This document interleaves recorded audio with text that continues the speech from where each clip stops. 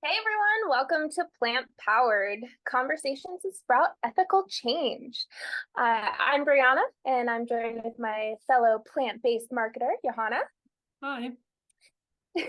Every third Thursday of the month, we're coming here with marketing trends, current events, news, and more plant-based items that you want to know about in the movement. So be sure to tune in or catch up. Every episode is posted on both of our LinkedIn profiles and on YouTube. So if you miss one, you can definitely watch it on double speed. We won't judge you. And make sure that you are in the know with what's happening in the plant-based movement. Um, Last month, we talked a lot about different marketing efforts, companies, organizations that were inspiring us, what was working with them and what wasn't. And in that conversation, we briefly mentioned Impossible Foods and their new summer marketing campaign because it launched right around that episode. I don't remember the exact date. But we said that we wanted to do a deep dive into Impossible today. And that is exactly what we're going to do. We'll be showing the Impossible videos live here in real time, giving you our thoughts on what they're doing well, what we might have done differently, and kind of analyze how this could go in the market because it is kind of new. So we're going to see and kind of go into our crystal ball and make some predictions. We'll see how that goes. But I also think that right now, at least in the North America region, so Johanna, please weigh in. July is a perfect time to be talking about alternative plant-based meats because there's been a lot of coverage here about is the plant-based category dying because the Beyond stock was struggling a little bit. There's been some coverage of that. And then this Impossible campaign comes out and they talk all about wanting to compete in the meat category, not wanting to be a plant-based item. They're targeting people that are eating meat, saying we are meat, we're just made from plants. And then they even release this indulgent burger that is supposed to be even more like meat. Yeah. And this is coming from a lifelong vegetarian turned vegan, so I'm trying to understand it. But it has like a higher fat content, so some more of those flavors that at least North Americans are used to getting in their animal burger. Johanna, do you feel like that's similar experience in the plant-based category where you are? Yeah, like first off, like thank you for that amazing introduction. And yeah, like I've been following those conversations as well, but I gotta say a lot of it, like mainly in LinkedIn and places, like that. And a lot of the conversation seems to come from the States. So I gotta say that, but I'm very aware of that like discourse and debate as well. And because I'm like trying to follow the like alternative protein movement, I do have some kind of critique on that critique, or like I think there's a lot of misunderstanding there, and also on purpose. There are like some organizations and like who are trying to make it look like bad for the plant-based movement and brands, but I think from what I've understood, a lot of it is just normal like market saturation, and then there's things like inflation and just I think there was a lot of hype at the start about like Beyond Burger and Impossible Foods and stuff, and it's just the market is finding itself, and also a lot of like, or I don't know a lot, but like lots of products going to the market before they were actually ready, because like brands wanted to make use of the like the hype and the trend, and now it's just kind of maybe like the plant-based 2.0 or 3.0 or whatever, and now more focus on really like quality, and only the good ones will survive. But I dove a little deep there now, but my point is that I'm aware of the conversation, and yeah.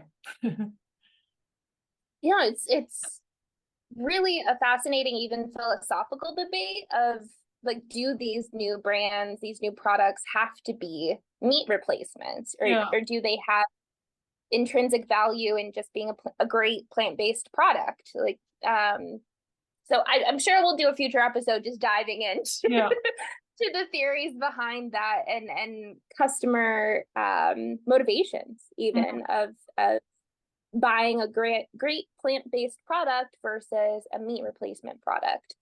I can share my screen and we can look at the product description for Impossible's new indulgent burger and how it reads like a meat product, right? And so it's the Impossible Indulgent Burger Patty made from plants, but it's treat yourself to our beefier. They have beef in the description of a plant-based item, right? And juicier burger, the Impossible Indulgent Burger Patty made from plants. And it's a third of a pound patty. Where do you see that in the plant-based market, right? So I just wanted to highlight and bring on their product description to emphasize how much, especially this product, is trying to compete against animal-based meats. I don't know if you have any reactions to it that you want to share. I think not at this point, but like but yeah, I see. Like maybe at this point I should share that for me this is actually a really interesting case and kind of like an exotic one also, because maybe not everybody knows, but like Impossible, like the burgers or the products are actually not available in the EU. So I'm looking at this a bit like from the outside, and the reason for that, as far as I've understood, is that they use something called precision fermentation to create the heme in the product that gives the meaty, bloody flavor and maybe even texture. And the EU hasn't approved of that yet. So that's actually the first time that I'm really looking at the product description. But yeah. Wow. Okay. No, that's really good context too. That this is kind of a North American experience that we're seeing this new product try to compete with meat products. Yeah. And I know you and I have talked about it before of like different countries and cultures in the plant-based movement and how they are either innovating or creating products in these categories. Do you want to talk about that? Yeah, I just wanted to mention one example. Like a couple of weeks ago, I attended this online pitch event, like food tech startups from around the world. It was organized by ProVeg International, this organization that I follow and admire a lot. And at the end, all like viewers could vote for their favorite, and who actually happened to win was this Mexican brand called, have to check, Propel Foods, and they were producing plant-based tacos, and their kind of reasoning behind was that like to draw in like broad strokes that like Mexicans don't want burgers, like, but what they found out when doing market research is that people like living in Mexico, Mexicans do eat like tacos several times a week, and that's why they wanted to focus there, because if they want to create a more ethical, sustainable food system there, it's like you need to serve people what they want. And I thought that was just like really, really cool and interesting, and something that I hope we can also focus on, like as a movement, and also in our little show more later, because it's, you know, I love a good burger, but but you know, there's so much more out there, and so many like food cultures that are creating, you know, there are like just so many solutions to the problems we're facing, and they can be very, you know, culture specific, and something that you might not even think about coming, you know, from Europe or North America or something. So just, yeah, wanted to mention that. Oh, I'm so glad you did, because I know in past episodes we've talked about what gets attention, what gets funding, you know, and there's a lot of conversation about the cultures like you're talking about, especially in a country like America that has so many different cultures, but has a predominantly leading one that would focus on burgers first, right? That would be the default. And so there have been conversations about why aren't business owners, creators, innovators of color or in diverse communities getting the same attention, getting the same funding. So it's definitely one that we want to cover on a future episode, because I think especially with our different cultural country perspectives, there would be a lot that we could cover and comment on. Yeah. So let that be a teaser for a future episode. Yeah. Or should we dive into the ads? Yeah, absolutely. Because with all that said about America loving their burger, I don't think honestly that we need to compete with meat. And maybe that is the lifelong vegetarian turned vegan in me saying that we don't need to compete with meat. But I really would like to see plant-based products stand on their own. So I'm a little in opposition to these new ads from Impossible. And I know one thing that we wanted to say at the top before we showed the ads and before we gave our commentary was we are both vegan. And so we're probably not the target market for these ads.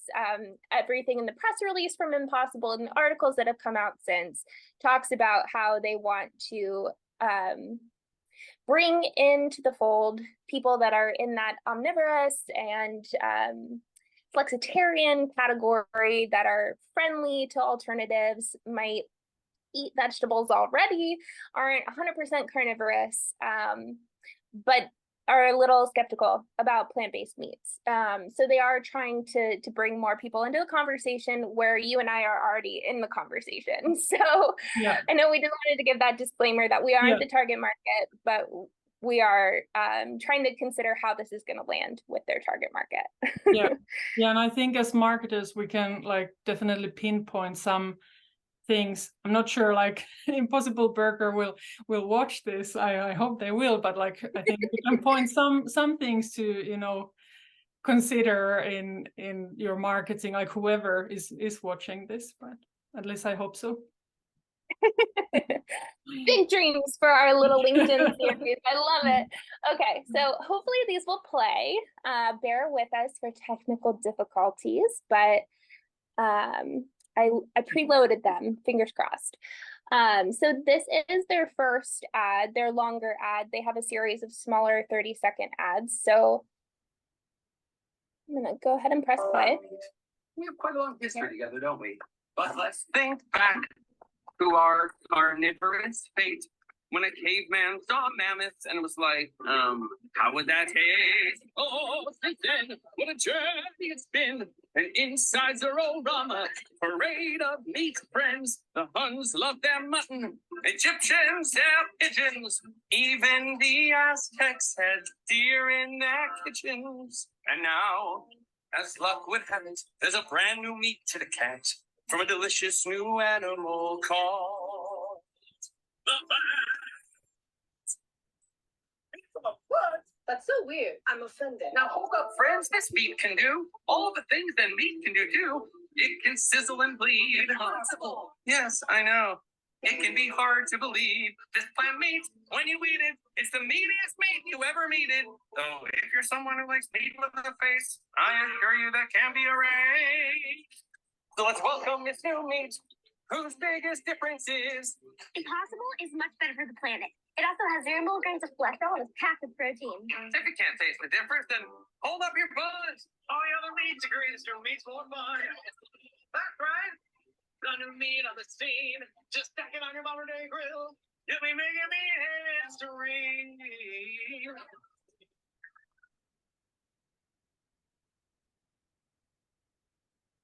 Okay. All right. So for those that haven't seen it before, take a minute, let it sink in, because a musical about plant-based meat is probably not the first thing you were expecting. So first impressions, Johanna. Yeah. I was just gonna say the same. Well, I mean, I love musicals, so I was really happy to see this. But my I guess one of the first impressions was, okay, like it's pretty unusual and evokes emotions, probably like different kinds of emotions in different people. And that's always a good thing in advertising. Like you're more likely to, like people are more likely to remember your brand if they feel like entertained or I don't know, even inspired or like confused or so as a part of like a larger campaign, I can see this working. Then I do have some like, I don't know, critique or questions too, but maybe do you wanna share your first impressions? Yeah, I totally agree with you. It almost, when I first saw it, struck me as a little absurdist. Like, if I was just watching TV and someone started to sing to me about the culture of meat, I would remember it. It's like those jingles that get stuck in your head, right? So to your point, like, yes, entertainment helps any brand to be memorable. But then I thought it was interesting the way that they balanced between humor and education. Because they did bring in the little girl, right, to be like, it's more environmentally friendly, right? And sprinkled in a little education, but you can definitely tell that their goal was humor and entertainment over education, over comparison. Like we covered Oatly in our last episode, right? And Oatly is not afraid to like call out and be like, hey, dairy industry, we're better than you. Where Impossible is just more like, hey, ignore all the controversy and just love Impossible, right? And then a little bit of education. So that struck me as a difference in the category of plant-based alternatives generally, that they're not weighing so heavy on the educational portion, that they are just trying to be more like exciting and, you know, get attention on the brand, it felt like. Yeah. And now that you mentioned Oatly, I gotta say it. I don't know if did you see this Oatly commercial that was like a big thing during the, what do you call it, the Super Bowl, like a couple of years ago. So I had to think, like, I sound like the biggest Oatly fan now, but it did remind me of their commercial. It was like I think it was the CEO of Oatly, like on an oat field, like with a keyboard, like singing this funny song. So, but I don't know. Yeah, it made me think of them a little bit, but maybe it's just the fact that, you know, two plant-based brands and using like music and so you don't. No, I think that's right. Because the plant-based market has to be approachable. They're asking people to change their habits, right? They're asking for pretty heavy lift. They're asking you to change your preferences, the products you buy every day, make a difference for your family, right? And that's a pretty heavy, emotionally burdened ask. So you have to be approachable. You have to make it fun and light.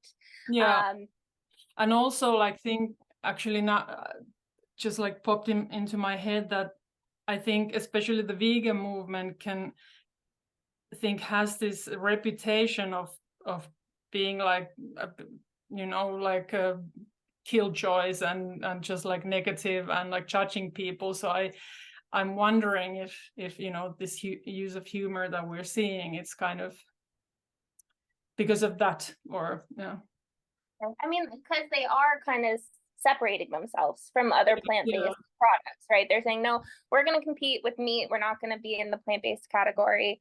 Do you want to play the 3 shorter videos and then we can kind of dive into the campaign as a whole? Okay, cool. Let me get those up. Okay. All right. Here's the first one. Okay, wait. You're a plant? I'm a plant.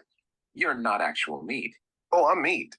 You're plant meat? Exactly. But you don't taste like meat. I taste like meat. I'm missing something here. Actually, I'm the one missing cholesterol and like most of the carbon impact that you have. Okay, now you're just being rude. It's the summer of impossible. Tastes great and 0 milligrams cholesterol. Go ahead, be meat curious. All right. Number 2. So people love you? Yeah, even the meat eaters. Oh, please. Plants are taking our jobs. It's the summer of impossible. Tastes great and 0 milligrams cholesterol. Go ahead, be meat curious. And number 3. I'm a beef burger, so I like beef. I'm impossible. I also taste like beef. Oh, well, okay. Touchy. I think you mean touche.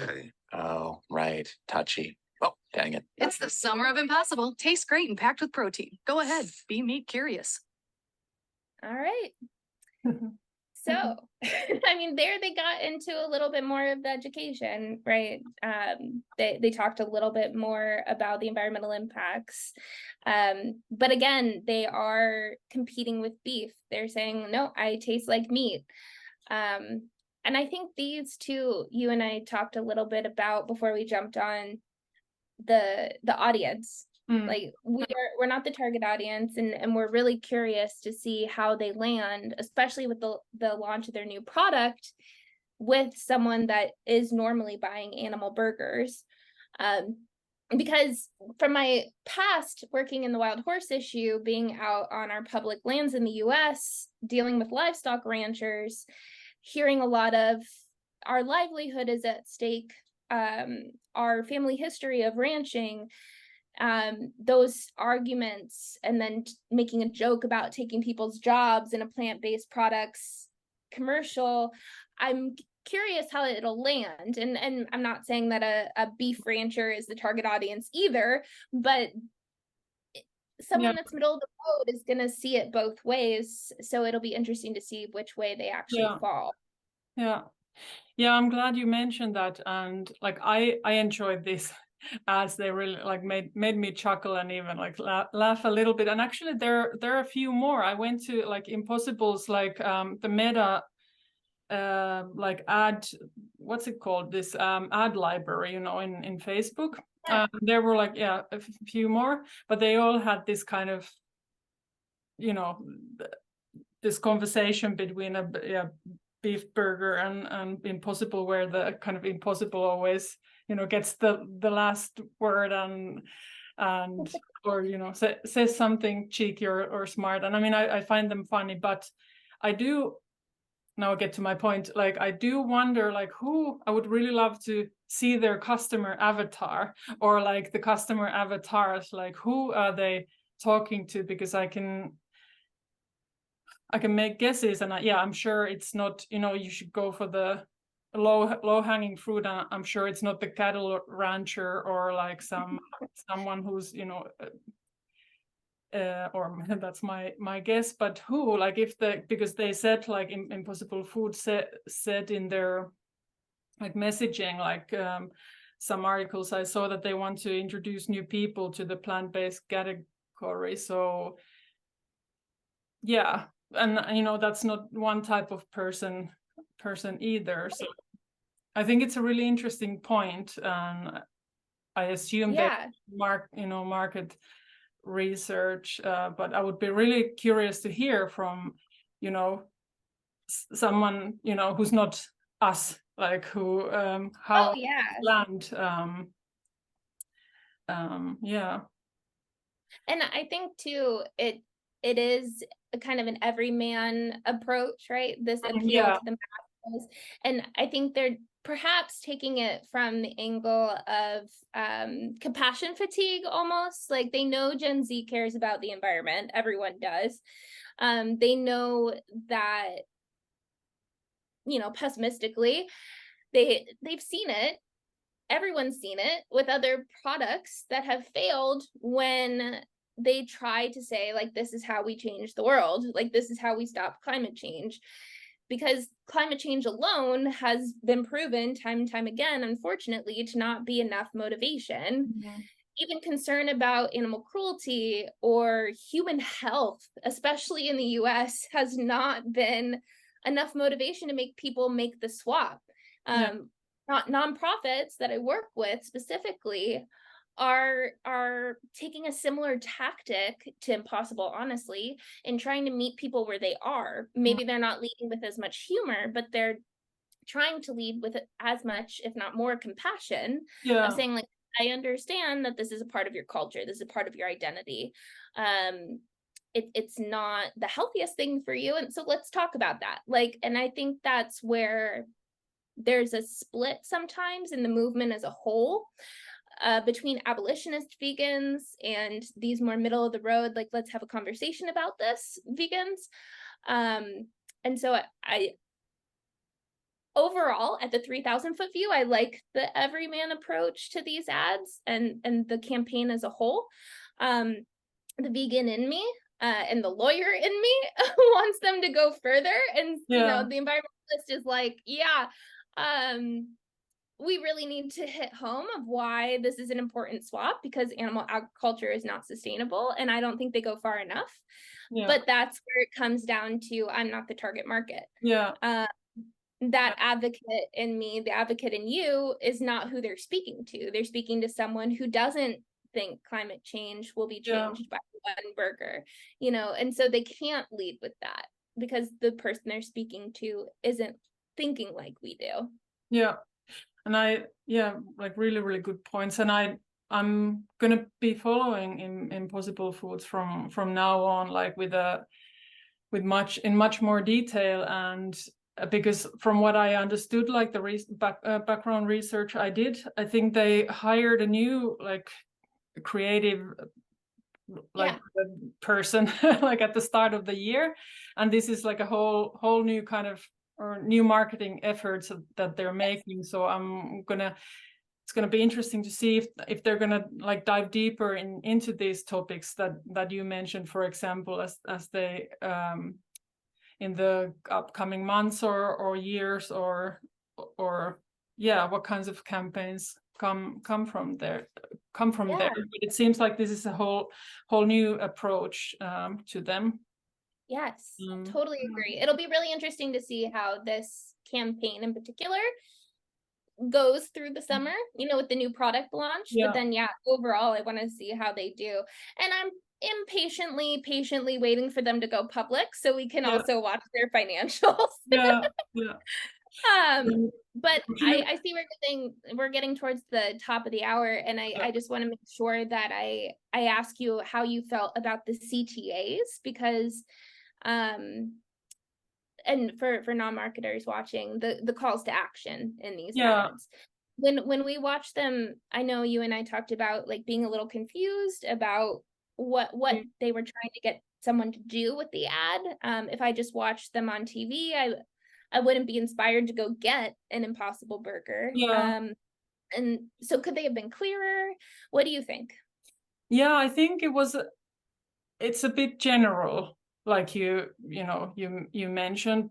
At least in some of them it was go ahead, be meat curious.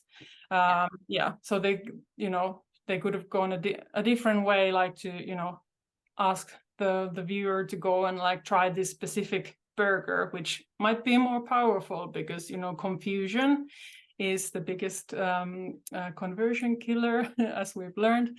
But I wanted to mention that I like this be meat curious. I couldn't help notice that they're like riding this kind of sober curious trend, or even maybe bi-curious. Like, I don't know if it's, at least here in Europe, this like, so I don't know, this sober curious like seems to be a thing, or has been a thing like the past 1 or 2 years. So at least I saw it like through that lens.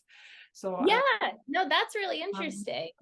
I think here for me, it landed a little more like speaking to the adventurous eater, which again, I don't know if that's their customer avatar or not. Because I think someone that's an omnivore isn't necessarily a curious eater, and especially in America where we love our fats and our sugars, like we have our staples, we have our comfort foods, and vast majority of the population I wouldn't call adventurous eaters. Back to your point of like different cultures and the attention that those alternative products are getting. So I agree. It could have been, and especially with the launch of this product, maybe we'll see them get more specific, like go try the indulgent burger, but or like focus more on the like benefits that, or like, or just different CTAs in different, like at least like in Facebook there were like so many of these videos and multiple times. So